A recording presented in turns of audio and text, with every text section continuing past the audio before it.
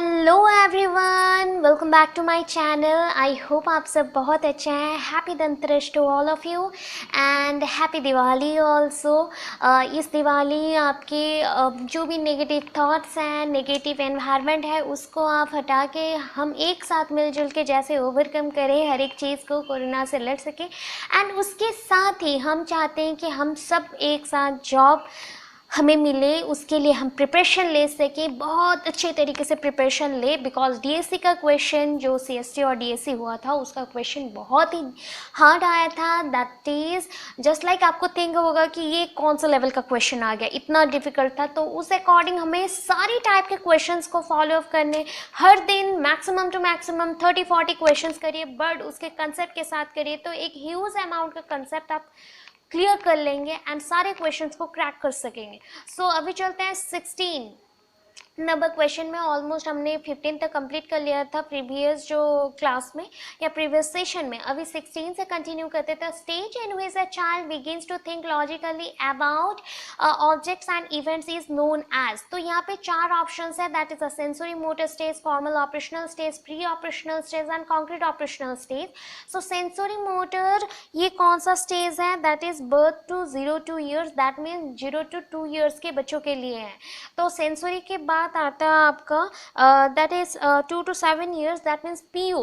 याद रखने के लिए बोल रहा हूँ, SM PO then CO then FO. ठीक है, एसएम पीओ सीओ एफओ। ठीक है, तो आपको कौन सा स्टेज में जाना है देखिए। इसके बाद प्री ऑपरेशनल हमने पढ़ा, दैट इज 2 to 7 years के लिए। उसके बाद आपका आता है कॉन्क्रीट ऑपरेशनल जो कि 7 to 11 years के लिए है, एंड फॉर्मल ऑपरेशनल जो कि 11 years और उसके अबव के लिए है। तो यहाँ पे ऑप्शन देखिए, option number 4 is correct, because यहाँ पे जो क्वेश्चन मेंशन किया गया था, stage in which a child begins to think logically about objects and events. कब हम कौन से स्टेज में बच्चे बहुत ही ज़्यादा इवेंट्स एंड ऑब्जेक्ट्स को लॉजिकली थिंक करना स्टार्ट करते, तो कौन सा स्टेज होगा? मेरे अकॉर्डिंग है कॉन्क्रीट ऑपरेशनल स्टेज, बिकॉज इस टाइम बच्चों को लॉजिक समझने आ जाता है एंड वो सारे छोटे छोटे स्टेप वाइज लॉजिक के साथ सॉल्व करना स्टार्ट करते हैं। उसके बाद चलते हैं question number 17। A teacher, because of his or her democratic nature, allows students to sit all over the class, and some sit together and discuss or do group reading. Some sit quietly and read themselves. A parent doesn't like it. Which of the following may be the best way to handle the situation? कैसे करें तो situation नहीं होगा? Parents should complain against the teacher to the principal. Parents should request the principal to change the section of their word. Parents should show the trust in teacher and discuss the problems with the teacher. Parents should take away the child from that school. तो ये है कि बहुत सारे parents रहते हैं जो like नहीं करते कि उनके बच्चे ऐसे पढ़े या ग्रुप रीडिंग करे, ग्रुप स्टडी करे, तो वो थिंक करते हैं कि हमारे बच्चे बिगड़ जाएंगे। तो ऐसे सिचुएशन में पेरेंट्स को क्या करना चाहिए? पेरेंट्स जाके अगर प्रिंसिपल्स को कंप्लेन कर दे तो टीचर्स को बुरा लग जाएगा। पेरेंट्स जाके अगर रिक्वेस्ट करे प्रिंसिपल को कि सेक्शन ही चेंज करा दो, तो वो सेक्शन में भी तो टीचर जा सकती है पढ़ाने के लिए, तो ये भी नहीं हो सकता। Parents should take away the child from that school. ऐसे करते हुए अगर सारे स्कूल से बच्चों को हम निकालते रहे ना, तो कोई भी बच्चे नहीं पढ़ सकेंगे स्कूल में। तो क्या करना चाहिए? Parents should show the trust in teacher. Teacher के ऊपर ट्रस्ट रखना चाहिए एंड मतलब प्रिंसिपल तक बात नहीं जाना चाहिए। टीचर्स एंड पेरेंट्स, पीटीए जो होता है आपका, पेपर टीचर्स एसोसिएशन के थ्रू जो मीटिंग्स कंडक्ट होते हैं, उसके थ्रू पेरेंट्स टीचर मीटिंग हो जाए एंड पीटीएम के थ्रू ये क्लियर हो जाए, ऐसे करना चाहिए। तो 17 का ऑप्शन नंबर 3 करेक्ट होगा। अभी चलते हैं क्वेश्चन नंबर 3 में। The insight theory of learning is promoted by dash. किसने प्रमोटेड किया? So already insight theory of learning बहुत इंपॉर्टेंट था। इसको हम कोलार्स लर्निंग थ्योरी भी बोल सकते हैं, कोलार्स इनसाइट थ्योरी ऑफ लर्निंग भी बोल सकते हैं, जेस्टाल्ट थ्योरीज भी बोल सकते हैं। तो इसको प्लीज़ जाके इसका जो पूरा कंसेप्ट है, मैंने वीडियो छोड़ दिया है इसके ऊपर, सो आप जाके वहाँ पे 1 टाइम पढ़ ले तो बेटर रहेगा आपके लिए कि इसका कंसेप्ट एक्चुअली क्या है, आपको 1 टाइम में समझ आ जाएगा। एंड इस इनसाइट थ्योरी ऑफ जो लर्निंग प्रोसेस है ना, ये जो थिंक है that is a insight learning theory. ये फर्स्ट ऑफ ऑल किसने दिया था? कोलार ने दिया था। उसके साथ और भी 3 पर्सन्स थे, that is a Wertheimer, Lewin and Koffka. तो ये 4 साइकोलॉजिस्ट ने एक साथ मिलके काम किया था इनसाइट लर्निंग के ऊपर और इनसाइट थ्योरी ऑफ लर्निंग के ऊपर। तो इनको बोला जाता है gestalt theorist. And first of all gestalt जो टर्म्स है वो ग्रीक वर्ड से आया है एंड इसको जर्मन इंग्लिश में कोई भी डेफिनेट मीनिंग इसका है नहीं। इसका मीनिंग होता है कि पूरा अच्छे से किसी चीज़ को जानना या नॉलेज गेन करना। इसका एक्चुअल इंग्लिश में हमारा मीनिंग है ये अंडरस्टैंड करना।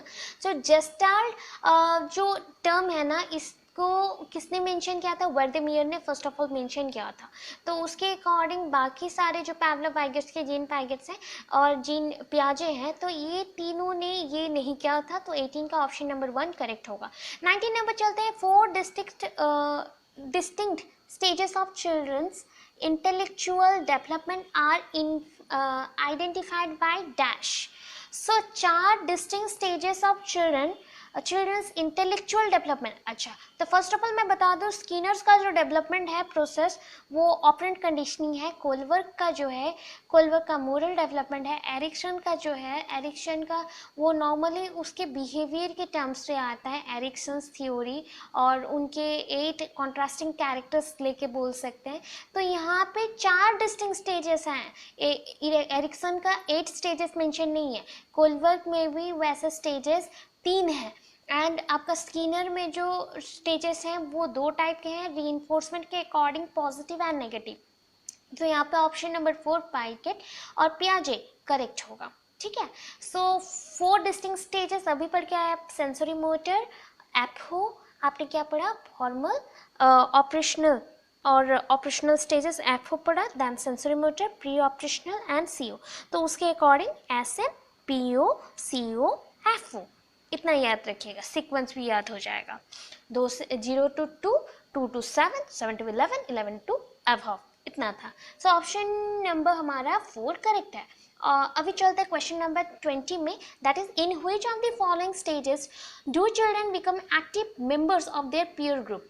कब होते हैं, कौन से पीरियड में? एडोलेसेंस पीरियड में। ये तो ऑब्वियस हम लोग जानते हैं, चाइल्डहुड में कभी भी एक्टिव मेंबर नहीं रहेंगे, अर्ली चाइल्डहुड में भी नहीं।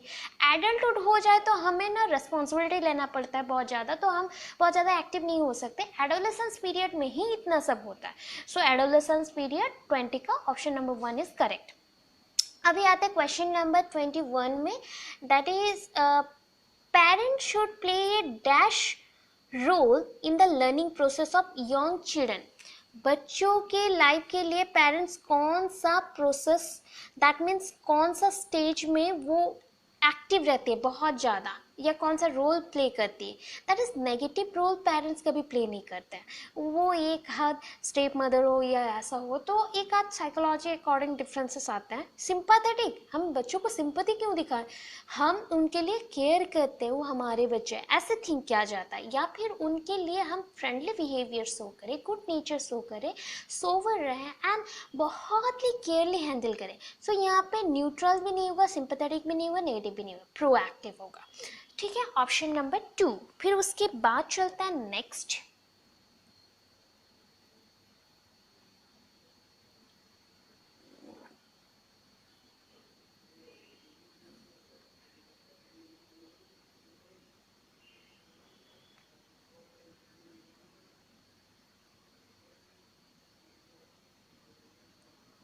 हो गया, हम आ गए। That is development is a never ending process, the idea is associated with dash। so ये जो thinking है ना कि development is a never ending process, ये कभी end नहीं हो सकता, इस idea को हम क्या बोल सकते हैं? ये आपने पढ़ा था development process में, principle of interrelation, continuity, integration, interaction, बहुत सारा चीज़ आपने पढ़ा था। तो उसमें मैं बता दूँ, integration means मिक्सअप होना, that means एक चीज़ के साथ दूसरा मिक्सअप होके ये चलता रहेगा। इंटररिलेशन मीन्स सारी चीज़ों के अंदर रिलेशन है। इंट्रैक्शंस मीन्स बातचीत के ऊपर होगा, तो ये सोसाइटी बेस्ड और फैमिली के बेस्ड में होगा। So continuity is correct one, because यहाँ पे कंटिन्यूस वे पे चलता है, इसलिए कंटिन्यूटी। सो 22 का ऑप्शन नंबर 2 करेक्ट होगा। अभी चलते हैं next, which is the place where the child's cognitive development is defined in the best way. Best way पे डिफाइन कर सकते हैं बच्चों का कॉग्निटिव डेवलपमेंट. सो यहाँ पे कॉग्निटिव डेवलपमेंट में क्वेश्चन देखिए, बेस्ट डेवलपमेंट कैसे होगा. दैट इज यहाँ पे प्लेग्राउंड है, स्कूल्स एंड क्लासरूम एनवायरनमेंट है, ऑडिटोरियम है, होम है. सो कहाँ पे बच्चा का कॉग्निटिव डेवलपमेंट बहुत ही अच्छे से एक्सप्लोर होगा. That is a school and classroom environment, because playground में बच्चे खेलते हैं, फिजिकल डेवलपमेंट होता है. ऑडिटोरियम में बच्चे सुनते हैं तो उनका इंटेलेक्चुअल डेवलपमेंट हो रहा है, बट लिसनिंग के टाइप में. होम में भी बच्चे इंटरेक्टिव हैं एंड प्लस सुनते भी हैं, तो वहाँ पे भी कॉग्निटिव डेवलपमेंट इतना नहीं होता. बट क्लासरूम एंड स्कूल्स में बच्चों का जो एनवायरनमेंट रहता है बच्चों के लिए, तो उसके थ्रू उसका कॉग्निटिव डेवलपमेंट पॉसिबल होता है. सो उसके बाद नेक्स्ट चलता है, दैट इज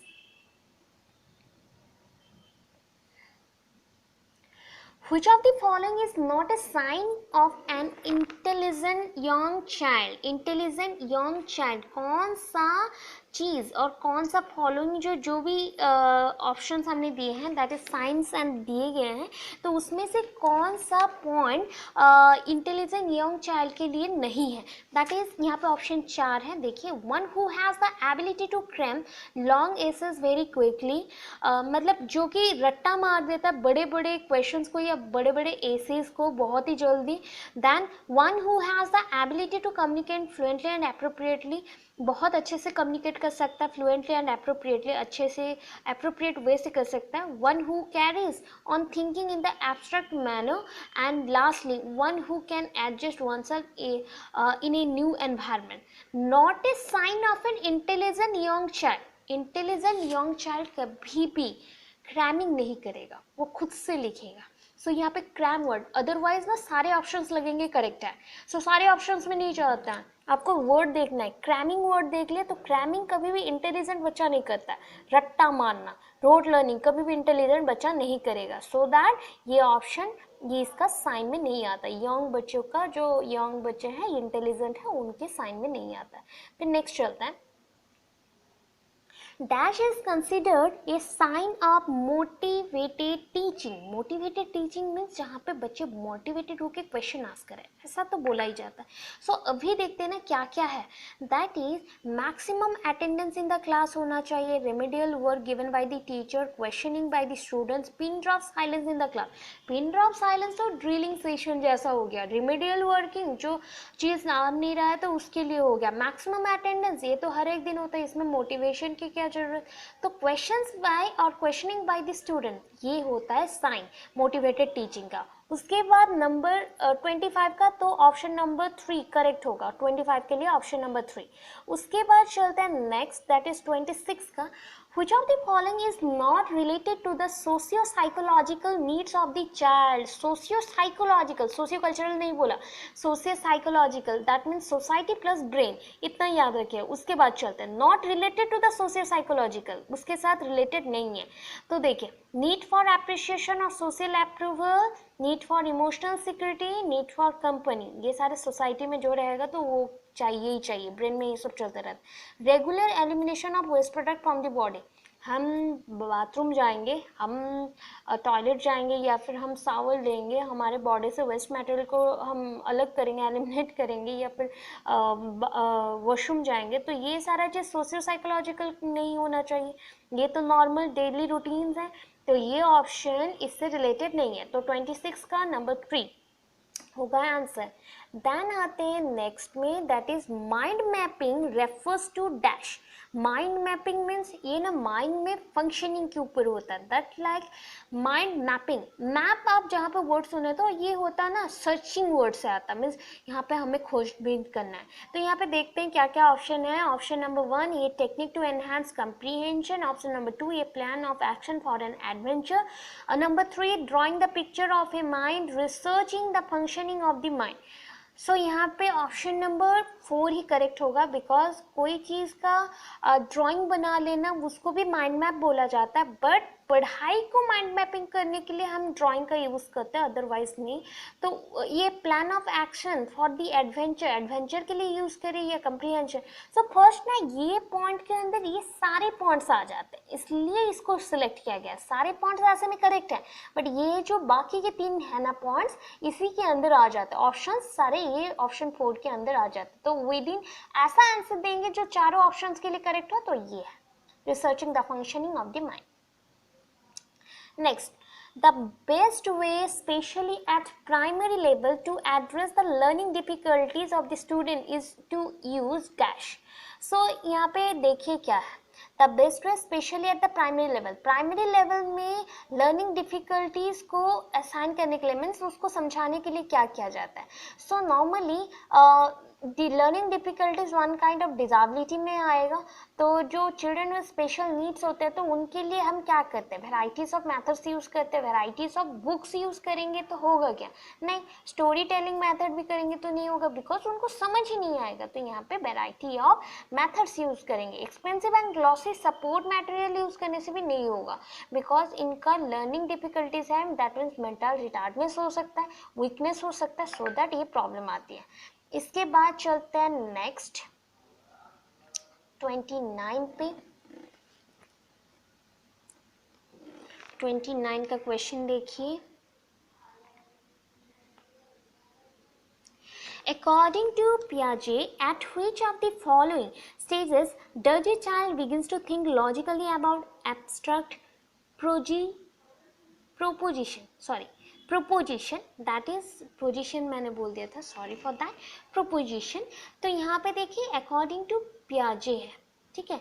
प्रोपोजिशन कब कर सकता है, कोई चीज़ को लॉजिकली थिंक कब कर सकता है, अभी हम पढ़ के आए थे लॉजिकली थिंक कब कर सकता है, कॉन्क्रीट ऑपरेशनल स्टेज में, इसलिए ऑप्शन नंबर 1 ही करेक्ट है इसके लिए। सो नेक्स्ट इधर चलते हैं 30 नंबर पे। 30 नंबर के क्वेश्चन को देख लेते हैं फटाक से हम। सो 30 नंबर पे है, which of the following will foster creativity among learners। सो यहाँ पे किसी लर्नर्स में आप क्रिएटिविटी को इंक्रीज करना चाहते हैं तो कैसे करेंगे, अगर उसके माइंड में क्वेश्चन आस्किंग करने का एक ज़रूरत पड़ा, दैट मीन्स उसमें आ रहा है कि नहीं मैं क्वेश्चन आस्क करूँगी तो और ज़्यादा लर्न कर सकूँगी, तो वैसा हुआ तभी आता है। सो यहाँ पे 4 ऑप्शन है, teaching the students the practical value of the good education, number 2 that is providing opportunities to question and to nurture the innate talents of the every learners, and number 3 emphasizing achievement goals from the beginning of the school life, and number 4 coaching students for the good marks in the examination। obvious not, 4th number वाला तो होगा ही नहीं, coaching करने से कोई बच्चा अच्छा marks रखेगा एग्जामिनेशन में, उसके थ्रू क्रिएटिविटी इंक्रीज करेगा, ऐसा हो ही नहीं सकता। अगर हम अचीवमेंट गोल्स के ऊपर बिगनिंग से स्कूल लाइफ में एम्फसाइज करें तो उसमें क्रिएटिविटी इंक्रीज करेगा, नहीं मार्क्स अच्छे होंगे। क्रिएटिविटी इंक्रीज होता तभी जब हम उसको अपॉर्चुनिटीज़ देते हैं कि तुम अपना इनेट टैलेंट जो इनबॉर्न तुमको मिला है या फिर अंदर में है छुपा हुआ, तो उसको तुम निखारो, तभी जाके होता है। सो ये ऑप्शन नंबर 2 करेक्ट होगा 30 के लिए। आई होप आप लोगों को कुछ इन्फॉर्मेशन मिला, आप सॉल्व कर सक रहे हो। सो प्लीज़ अगर अच्छा लग रहा हो तो प्लीज़ कमेंट कर दीजिए कि ऐसे वीडियोस और मैं लाऊं या नहीं लाऊं, आप बता दीजिए, तो उस अकॉर्डिंग ही आपके डाउट्स के अकॉर्डिंग ही क्वेश्चंस आएंगे, वैसे ही हम क्वेश्चन सॉल्व करते चलेंगे हर दिन। So once again happy Diwali, अच्छे से रहिए, हेल्दी रहिए, वेल्दी रहिए, and good luck. Thank you so much, thanks for watching, and new viewers please subscribe कर दे चैनल को। Thank you so much.